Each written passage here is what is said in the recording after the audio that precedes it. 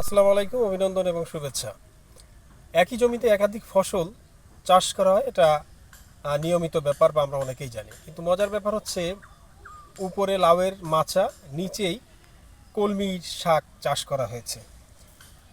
খুবই পুষ্টিগুণে ভরপুর, আয়রন সমৃদ্ধ এই সবজিটা হচ্ছে কলমি শাক। মানে খুবই স্বাদ। আমরা জানি যে এটা সাধারণত বিলে জন্মায়, কিন্তু এর বীজও কিনতে পাওয়া যায়, যেটা আমরা চাষ করতে পারি মাঠে। তো আমাদের আবু কালাম ভাই লাউয়ের মাচা, তার নিচেই কিন্তু কলমি শাক করেছে এবং তিনি 3 বছর যাবত এই কলমি শাকের চাষ করেন। এবং এই কলমি শাক খুব সহজে অল্প খরচে ফলানো যায় এবং বাজারের চাহিদাও অনেক। আমি এই যাবৎ 3 বছরে কলমি শাক চাষ করি এবং বীজ বুনি। বীজ বোনার পরে বাজারে বিক্রি করি এবং খাই, এবং গ্রামেও অনেকেই নিয়ে যায় খাই। তাতে খুব সুস্বাদু জিনিস।